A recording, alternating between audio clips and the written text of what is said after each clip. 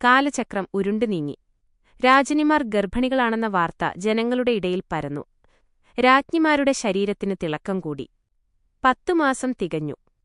തോഴിമാരും ആയമാരും ആ സന്തോഷകരമായ സംഭവത്തെ കാത്തിരുന്നു. അവർ രാജ്ഞിമാരെ വളരെ ശ്രദ്ധയോടുകൂടി സൂക്ഷിച്ചുപോന്നു. കാലം തികഞ്ഞു. കൗസല്യയ്ക്ക് പ്രസവവേദനയുണ്ടായെന്നവർ അറിഞ്ഞു. അവർ കൊട്ടാരത്തിലേക്ക് തിരക്കിട്ടു ചെന്നു. വഴിക്കുവെച്ചുതന്നെ കൗസല്യ ഒരു രാജകുമാരനെ പ്രസവിച്ചുവെന്ന വിവരം അവർക്കറിയാൻ കഴിഞ്ഞു. 2-ാം ദിവസം കൈകേയിയും ഒരു പുത്രനെ പ്രസവിച്ചു. ഈ സന്തോഷവാർത്ത അന്തഃപുരത്തെ മുഴുവൻ ആനന്ദപൂർണമാക്കി. പിറ്റേന്ന് സുമിത്രയ്ക്ക് പ്രസവനവുണ്ടായി. അവർ 2 പുത്രന്മാരെ പ്രസവിച്ചു. എവിടെ നോക്കിയാലും ശുഭലക്ഷണങ്ങളെ കാണാനുണ്ടായിരുന്നുള്ളൂ. ഈ വാർത്ത സർവർക്കും അമേയമായ ആനന്ദം നൽകി. ഭൂമി പച്ചപുതച്ചു. വൃക്ഷങ്ങൾ നിറയെ പൂത്തു. അന്തരീക്ഷത്തിൽ സംഗീതം നിറഞ്ഞു. മേഘങ്ങൾ സുഗന്ധവർഷബിന്ദുക്കൾ ചുരിഞ്ഞു. പക്ഷേ അത് ആ ദിവ്യശിശുക്കൾ വസിക്കുന്ന മന്ദിരത്തിന് മേൽഭാഗത്ത് മാത്രമായിരുന്നു. ദശരഥന്റെ ആനന്ദത്തിന് അതിരുണ്ടായിരുന്നില്ല. വർഷങ്ങളോളം ഒരു കുഞ്ഞും പിറക്കാത്ത മനോവേദനയിൽ ആമഗ്നനായി കഴിഞ്ഞിരുന്ന ദശരഥന് 4 പുത്രന്മാരുടെ ജനനം അവർണ്ണനീയമായ സംതൃപ്തിയും സന്തോഷവും നൽകി. രാജാവ് ബ്രാഹ്മണർക്ക് സ്വർണം, പശുക്കൾ, ഭൂമി എന്നിവ കണക്കില്ലാതെ കൊടുത്തു.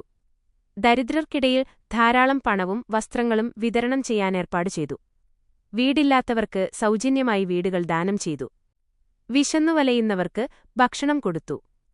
എവിടെ നോക്കിയാലും ജനങ്ങൾ ഈ സന്തോഷസംഭവത്തെ സംബന്ധിച്ച് ആർപ്പുവിളിക്കുന്നതായും ജയഘോഷം മുഴക്കുന്നതായും കാണപ്പെട്ടു. പ്രജകൾ വലിയ സമ്മേളനങ്ങൾ കൂടി. അവർക്കുണ്ടായിരുന്ന ആനന്ദം സംഗീതത്തിലും നൃത്തത്തിലും പ്രദർശിപ്പിച്ചു. നമുക്കിപ്പോൾ രാജവംശത്തിൽ രാജകുമാരന്മാരുണ്ട്, അവർ അഭിമാനപൂർവ്വം പറഞ്ഞു. അവർക്ക് കുഞ്ഞു ജനിച്ചപ്പോഴുണ്ടായിരുന്നതിനേക്കാൾ കൂടുതൽ സന്തോഷം ഇപ്പോഴുണ്ടായത്. ഈ അനുഗ്രഹത്തിന് സ്ത്രീകൾ ഈശ്വരൻ ആരാധന നടത്തി കൃതജ്ഞത പ്രകാശിപ്പിച്ചു. കാരണം തങ്ങളുടെ രാജാവിന് പുത്രന്മാരുണ്ടായത് ഈശ്വരകാരുണ്യം കൊണ്ടുമാത്രമായിരുന്നെന്ന് അവർക്കറിയാമായിരുന്നു. നാമകരണം. ദശരഥൻ കുലഗുരുവായ വസിഷ്ഠനെ രാജധാനിയിൽ വരുത്തി. അദ്ദേഹത്തിന്റെ അഭിപ്രായപ്രകാരം പണ്ഡിതനായ ജ്യോതിഷിയെക്കൊണ്ട് കുട്ടികളുടെ ജാതകം എഴുതിച്ചു. കൗസല്യയ്ക്ക് കുട്ടി പിറന്നത് ഏറ്റവും ശുഭമായ കാലത്താണെന്ന് അവർ അറിയിച്ചു.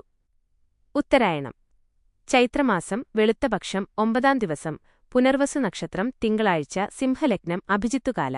ലോകരെല്ലാം സുഖവിശ്രമം കൊള്ളുന്ന മിതശീതോഷ്ണ കാലാവസ്ഥ. കൈകേയിയുടെ പുത്രൻ അടുത്ത ദിവസം പിറന്നു. ചൈത്രം, ശുക്ലപക്ഷം, 10-ാം ദിവസം, ചൊവ്വാഴ്ച, ഗണ്ഡയോഗം. 3-ാം ദിവസം സുമിത്ര 2 കുട്ടികളെ പ്രസവിച്ചു. ചൈത്രം, ശുക്ലപക്ഷം, 11-ാം തീയതി. ആശ്ലേഷ നക്ഷത്രം, വൃദ്ധിയോഗം. ഈ വസ്തുതകളെല്ലാം ജ്യോതിഷിയെ അറിയിച്ചു. ജാതകം ശാസ്ത്രവിധിപ്രകാരം എഴുതി. അതിലെ ഫലങ്ങൾ രാജാവിനെ അറിയിക്കണമെന്ന് ആവശ്യപ്പെട്ടു. കുട്ടികളുടെ നാമകരണകർമ്മം നിർവഹിക്കാനുള്ള ശുഭമുഹൂർത്തം നിശ്ചയിക്കണമെന്ന് രാജാവ് വസിഷ്ഠനോട് അപേക്ഷിച്ചു. കുലഗുരു കുറേ നിമിഷങ്ങൾ ധ്യാനനിഷ്ഠനായി. യൗകിക ദർശനത്തിൽ മഹർഷി ഭാവി വർഷങ്ങളെ കണ്ട് ആ ദർശനത്തിൽ നിന്നും ഉണർന്ന് അദ്ദേഹം പറഞ്ഞു, മഹാരാജാവേ, അങ്ങയുടെ മക്കൾ സാധാരണ മനുഷ്യരല്ല. അവർ നിപുണന്മാരാണ്. അവർക്ക് പല പേരുകളുമുണ്ട്. അവർ മർത്യരല്ല. അവർ മനുഷ്യരൂപം അവലംബിച്ച ദിവ്യശക്തികളാണ്. അവർ ദിവ്യമായ വ്യക്തിത്വമുള്ളവരാണ്. ലോകത്തിന്റെ മഹാഭാഗ്യം ഹേതുവായാണ് അവർ ഭുജാതരായത്. ആ ദിവ്യശക്തികളുടെ നാമകരണ കർമ്മം ഞാൻ നിർവഹിക്കണമെന്ന് വന്നത് മഹാഭാഗ്യമായി ഞാൻ കരുതുന്നു.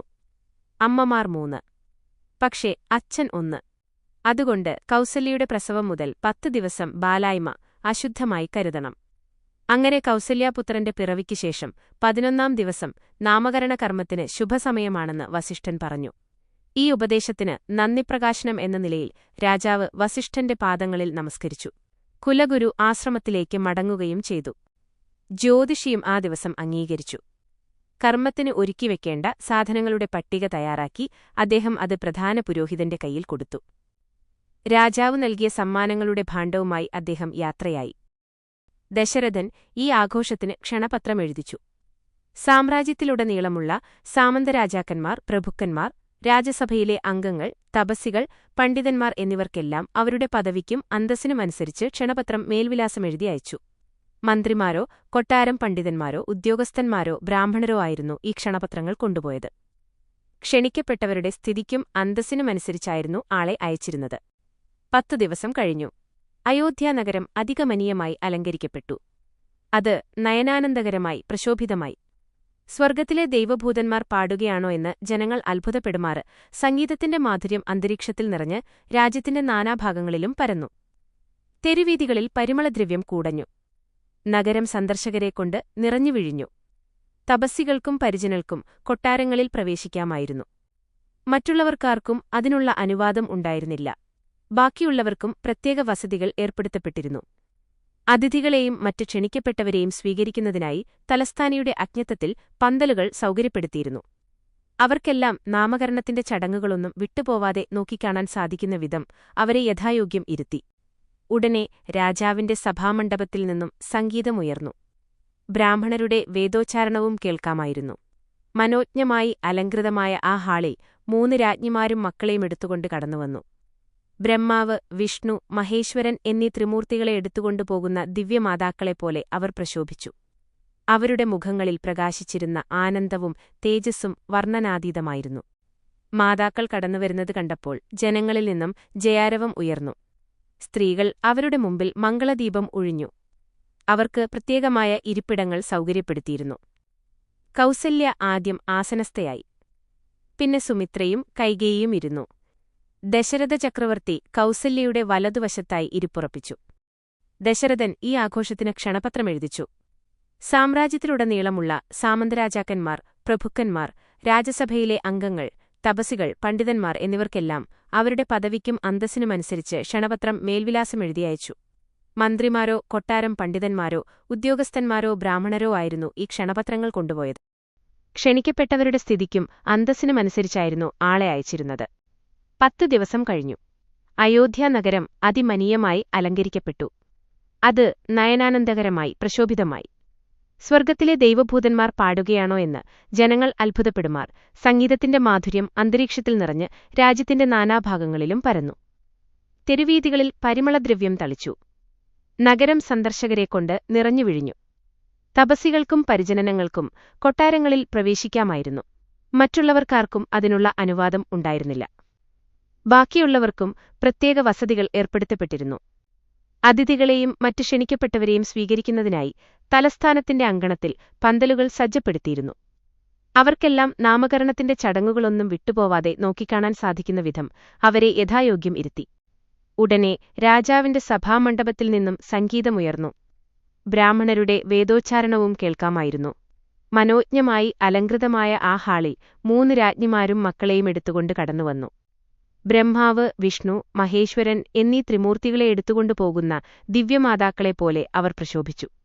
അവരുടെ മുഖങ്ങളിൽ പ്രകാശിച്ചിരുന്ന ആനന്ദവും തേജസ്സും വർണ്ണനാതീതമായിരുന്നു.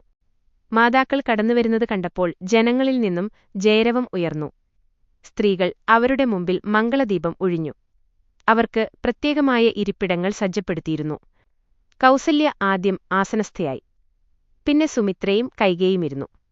ദശരഥ ചക്രവർത്തി കൗസല്യയുടെ വലതുവശത്തായി ഇരിപ്പുറപ്പിച്ചു. ബ്രാഹ്മണർ വിശദാംശങ്ങളില് അർഹമായ ശ്രദ്ധ പതിപ്പിച്ചുകൊണ്ട് നാമകരണ കർമ്മം ആരംഭിച്ചു. ഉചിതമായ മന്ത്രോച്ചാരണത്തോടുകൂടി അവര് പവിത്രമായ അഗ്നി ജ്വലിപ്പിച്ചു. അതില് നിവേദ്യങ്ങള് അർപ്പിച്ചു. സ്വർണത്തളികകളില് നെന്മണികള് ചൊരിഞ്ഞു. അതിന്മേല് പട്ടുവസ്ത്രം വിരിച്ചു. അനന്തരം അമ്മമാര് ശിശുക്കളെ ആ പട്ടുവസ്ത്രത്തില് വെച്ചു. കൗസല്യാപുത്രന് തനിക്കെത്രയോ പരിചിതനെന്ന പോലെ വസിഷ്ഠനെ തുറിച്ചുനോക്കി. അദ്ദേഹത്തിന്റെ സഖ്യം ഇഷ്ടപ്പെട്ട പോലെ അവൻ അദ്ദേഹത്തേക്ക് പോകാന് ശ്രമിച്ചു. അദ്ദേഹത്തിന്റെ സാമീപ്യത്തില് വളരെ ഔത്സുക്യം കാണിക്കുകയും ചെയ്തു. ഇതുകണ്ട് വസിഷ്ഠന് ആനന്ദം കൊണ്ട് മതിമറന്നു. അദ്ദേഹം ആനന്ദാശ്രുകള് പൊഴിച്ചു. അദ്ദേഹത്തിന് പലവൊരു കണ്ണുടയെ കണ്ടിവന്നു. വളരെ പ്രയാസപ്പെട്ടാണ് അദ്ദേഹം ആത്മനിയന്ത്രണം സാധിച്ചത്. രാമനാമം. അനന്തരം കുറച്ച് നെന്മണികള് കയ്യില് പിടിച്ചുകൊണ്ട് അദ്ദേഹം പറഞ്ഞു: രാജാവെ, കൗസല്യയുടെ ആനന്ദം വർദ്ധിപ്പിക്കാനായി ജനിച്ച പുത്രന് മനുഷ്യസമുദായത്തിനു മുഴുവന് ആനന്ദപ്രദാനം ചെയ്യും. അവന്റെ പ്രവൃത്തികളുകൊണ്ട് സർവര്ക്കും സമാശ്വാസവും സംതൃപ്തിയും ആനന്ദവും സുഖവുമുണ്ടാകും. യോഗികളും സാധകരും അന്വേഷകന്മാരും അവനില് ആനന്ദത്തിന്റെ വലിയ ഉറവിടം കാണും. അതുകൊണ്ട് ഈ നിമിഷം മുതല് അവന്റെ പേര് രാമന് എന്നായിരിക്കും. രാമന് രമിപ്പിക്കുന്നവന്. മഹർഷിമാര് ഈ നാമത്തെ ഉചിതവും അർത്ഥവത്തും എന്ന നിലയില് സ്വാഗതം ചെയ്തു. അവര് സാഹ്ലാദം ഭാഷ് ഭാഷ് എന്നു പറഞ്ഞു പുകഴ്ത്തി. അനന്തരം വസിഷ്ഠന് സുമിത്രയുടെ ഇരട്ടപ്പേ കുട്ടികളെ നോക്കി. മൂത്തവന് വീരനും യുദ്ധവിദഗ്ധനും സമ്പന്നനുമാവുമെന്ന് മഹർഷിക്ക് മനസ്സിലായി. വിഷ്ണുവിന്റെയും പത്നിയായ മഹാലക്ഷ്മിയുടെയും സേവനത്തില് അവന് ആഹ്ലാദം കൊള്ളുമെന്നും മഹർഷി അറിഞ്ഞു. ആ സേവനം അവന് ജീവശ്വാസം പോലെയുള്ളതാണെന്ന് അദ്ദേഹം കണ്ടു. അതുകൊണ്ട് അവന് ലക്ഷ്മണന് എന്ന പേര് തെരഞ്ഞെടുത്തു. അവന്റെ അനുജന് ശത്രുസംഹാരത്തില് അദ്യഷ്ട്യപ്രഭാവനാണെന്നും ജ്യേഷ്ഠന്മാരുടെ കാലടികളെ സത്യസന്ധമായി പിന്തുടരുന്നവനാണെന്നും കണ്ടു. അതുകൊണ്ട് മഹർഷി ശത്രുഘ്നന് എന്ന് നാമകരണം ചെയ്തു. അവസാനമായി കൈകേയിയുടെ ആനന്ദത്തിനുരവിടമായ ശിശുവിനെ നോക്കി ആ കുട്ടി ഹൃദയങ്ങളിൽ സ്നേഹവും ആനന്ദവും നിറയ്ക്കും. അവിശ്വസനീയമായ വിധം ധർമാചരണം ചെയ്തുകൊണ്ട് അവനെല്ലാവരെയും അത്ഭുതപ്പെടുത്തും. സ്വന്തം പ്രജകളെ കരുണാർദ്രവും സ്നേഹപൂർണവുമായ വിധം ഭരിക്കും. അതിനാൽ അദ്ദേഹം അവന് ഭരതൻ എന്നു നാമകരണം ചെയ്തു. കുട്ടികളുടെ പ്രഭാവപൂർണമായ ഭാവിയെ സംബന്ധിച്ചു കുലഗുരു വിസ്തരിച്ചു പറഞ്ഞത് കേട്ടപ്പോൾ ജനങ്ങൾ വളരെ സന്തോഷിച്ചു. അവർക്ക് രാജകുമാരന്മാരോട് അകം നിറഞ്ഞ സ്നേഹമുണ്ടായിരുന്നു. അവർ അന്നുമുതൽ കുട്ടികളെ രാമൻ, ലക്ഷ്മണൻ, ശത്രുഘ്നൻ, ഭരതൻ എന്നീ പേരുകൾ വിളിച്ചുവന്നു. ചടങ്ങിൽ പങ്കെടുത്ത എല്ലാവർക്കും രാജാവ് വിപുലമായ രീതിയിൽ വിരുന്നൊരുക്കിയിരുന്നു. വന്നവരെയെല്ലാം അദ്ദേഹം ആനന്ദപൂർണരാക്കി. ഓരോരുത്തർക്കും തങ്ങളുടെ അന്തസ്സിനുചിതമായ വിധം ആതിഥ്യം നൽകി, സമ്മാനങ്ങളും നൽകി. ധർമ്മമായും വൈദികാചാര സംബന്ധമായ ചടങ്ങുകൾ എന്ന നിലയിലും അദ്ദേഹം ധാരാളം ദാനങ്ങൾ ചെയ്തു. പാവങ്ങൾക്കും ആവശ്യക്കാർക്കും പശുക്കൾ, ഭൂമി, സ്വർണം മുതലായ വിലപ്പെട്ട വസ്തുക്കൾ വിതരണം ചെയ്തു. അസംതൃപ്തരോ നിരാശരോ ആകാതിരിക്കണമെന്നു അദ്ദേഹം എല്ലാവരുടെയും ആവശ്യങ്ങൾ മനസ്സിലാക്കി പ്രവർത്തിച്ചു. നാമകരണകർമ്മവും വിരുന്നും മറ്റു ചടങ്ങുകളും സമാപിച്ചപ്പോൾ അവർ ഗൃഹങ്ങളിലേക്ക് മടങ്ങിക്കൊള്ളാൻ അദ്ദേഹം സസ്നേഹം അനുവാദം നൽകി. ലക്ഷ്മണകുമാരന്റെ ദുഃഖം. മാതൃജനങ്ങളുടെ വാത്സല്യപൂർണമായ ശ്രദ്ധയിൽ കുട്ടികൾ വളർന്നുവന്നു. പക്ഷെ അസാധാരണമായൊരു കാര്യം ആദ്യമേ കണ്ടിരുന്നു. ലക്ഷ്മണൻ രാമനോടും ശത്രുഘ്നൻ ഭരതനോടും കൂടുതൽ അടുപ്പത്തോടുകൂടി പെരുമാറുന്നതായി അവർ മനസ്സിലാക്കി. പിറന്ന നാൾ മുതൽ ലക്ഷ്മണൻ എപ്പോഴും കരഞ്ഞുകൊണ്ടുമിരുന്നു. ആയിമാരും ദാസിമാരും തോഴിമാരും മറ്റുള്ളവരും പല പരിഹാരങ്ങളും ദോഷശമനക്രിയകളും ചെയ്തു നോക്കി. പക്ഷേ അവന്റെ അസ്വാസ്ഥ്യം ശമിപ്പിക്കാനോ കരച്ചിൽ നിർത്താനോ ഒന്നുകൊണ്ടും ആർക്കും കഴിഞ്ഞില്ല. ശരീരത്തിനുള്ളിൽ വേദനയുണ്ടോ എന്ന് സംശയിച്ച് ഔഷധങ്ങൾ പ്രയോഗിച്ചു. എന്നിട്ടും ഫലമില്ലെന്നു കണ്ടു. കുട്ടിയുടെ വേദന ഔഷധശക്തിക്ക് അതിമാനെന്നു സുമിത്രയ്ക്ക് മനസ്സിലായി. അവർ കുലഗുരു വസിഷ്ഠന്റെ അടുത്തേക്ക് ആളെ വിട്ടു. മഹർഷി വന്നപ്പോൾ രാജ്ഞി അദ്ദേഹത്തിന്റെ പാദങ്ങളിൽ നമസ്കരിച്ചു. അവർ പറഞ്ഞു, സ്വാമി, ലക്ഷ്മണൻ ജനിച്ച മുതലേ കരഞ്ഞു തുടങ്ങിയതാണ്. എനിക്ക് കണ്ടുപിടിക്കാൻ കഴിയാത്ത എന്തോ ഒന്നിനുവേണ്ടി നിലവിളിക്കുകയാണ്. വൈദ്യന്മാർ പരിശോധിച്ചു. അവരുടെ നിർദ്ദേശപ്രകാരം ചികിത്സകളും നടത്തി. പക്ഷേ കരച്ചിൽ അനുദിനം വർദ്ധിച്ചു വരുന്നതേയുള്ളൂ. അവൻ പാല് കുടിക്കുക പോലും ചെയ്യുന്നില്ല. ഉറക്കമാണെങ്കിൽ അശേഷവുമില്ല. ഇങ്ങനെ പോയാൽ അവൻ എങ്ങനെ ആരോഗ്യത്തോടും ഊർജ്ജസ്വലതയോടും കൂടി വളരും? എന്തു കാരണമാണ് അവനിങ്ങനെ കരയുന്നതെന്ന് സദയം എന്നോട് പറയുമോ? ഈ ദുരിതത്തിൽ നിന്നും രക്ഷപ്പെടാൻ കുഞ്ഞിനെ അനുഗ്രഹിച്ചാലും. രാമാംശം. വസിഷ്ഠൻ കുറേ നേരം ധ്യാനമഗ്നനായി. അനന്തരം കണ്ണു തുറന്നു. രാജ്ഞി, കുഞ്ഞിന്റെ വേദന ഒരു പ്രത്യേക തരത്തിൽപ്പെട്ടതാണ്. അതു മാറാൻ സാധാരണ മാർഗങ്ങളും മരുന്നുകളുമാണ് നിങ്ങൾ ഉപയോഗിക്കുന്നത്.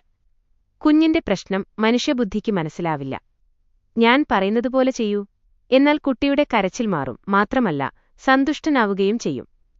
ഞാൻ പറയുംപോലെ പ്രവർത്തിക്കുന്ന നിമിഷം മുതൽ കുട്ടി കരച്ചിൽ നിർത്തി സന്തോഷമായി കളിച്ചുകൊള്ളും. ലക്ഷ്മണനെ എടുത്തു കൗസല്യപുത്രനായ രാമന്റെ അടുക്കൽ കിടത്തു. അതാണ് സർവ്വരോഗനിവാരണ ഔഷധം. അനന്തരം വസിഷ്ഠൻ അമ്മയെയും കുട്ടികളെയും അനുഗ്രഹിച്ച് സ്ഥലം വിട്ടു. അദ്ദേഹത്തിന്റെ ഉപദേശപ്രകാരം സുമിത്രക്കുട്ടിയെ എടുത്ത് രാമൻ കിടക്കുന്ന തൊട്ടിലിനടുത്ത് കൊണ്ടുപോയി. തന്റെ കുട്ടിയെ സന്തുഷ്ടനാക്കണമെന്നായിരുന്നു അവരുടെ ആഗ്രഹം. അവർ കുട്ടിയെ രാമന്റെ സമീപം കിടത്തി. ആ നിമിഷം അവന്റെ കരച്ചിൽ നിന്നു ചിരിയും കളിയും തുടങ്ങി. ഈ മാറ്റം കണ്ട് അവർ വിസ്മയിച്ചു. ഇതൊരു അത്ഭുതമായി മനസ്സിലാക്കി. അതുവരെ അസ്വസ്ഥതയിലായിരുന്ന ലക്ഷ്മണൻ ആനന്ദം കൊണ്ട് ഉറക്കെ കൊഞ്ചുവാൻ തുടങ്ങി.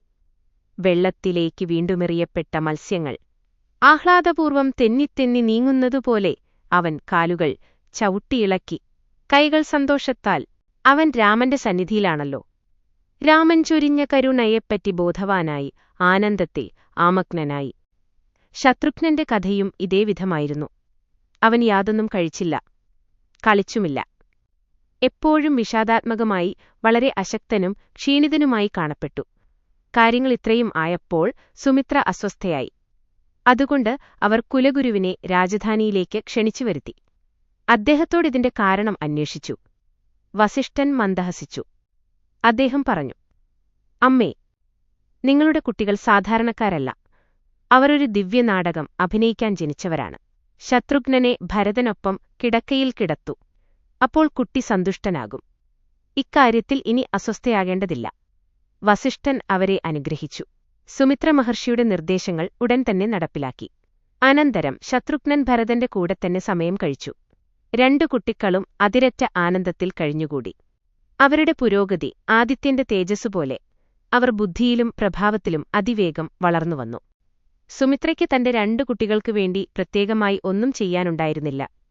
എന്നാൽ അവർ സ്വന്തം ജീവനെപ്പോലെ ആ കുട്ടികളെ സ്നേഹിച്ചിരുന്നു.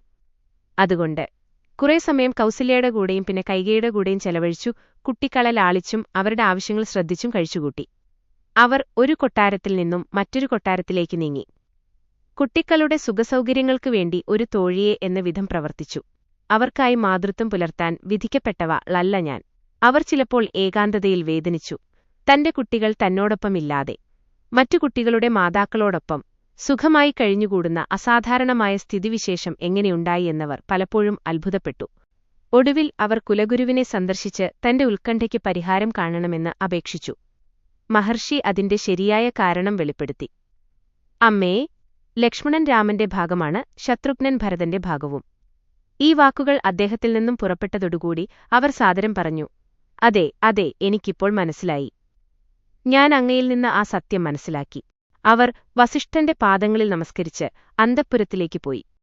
അവർ സ്വയം പറഞ്ഞു, ആ ദിവ്യപുരുഷനിൽ നിന്നും ലഭിച്ച അമൂല്യമായ പായസത്തിൽ എന്റെ ഓഹരി കൊക്കിലാക്കി പറന്നുപോയപ്പോൾ എന്റെ ഉദാസീനതയിൽ രാജാവ് കഠിനമായി അമർഷം കൊള്ളുമെന്ന ഭയത്താൽ കൗസല്യയെയും കൈകേയിയെയും ഈ അപകടസംഭവം അറിയിച്ചു.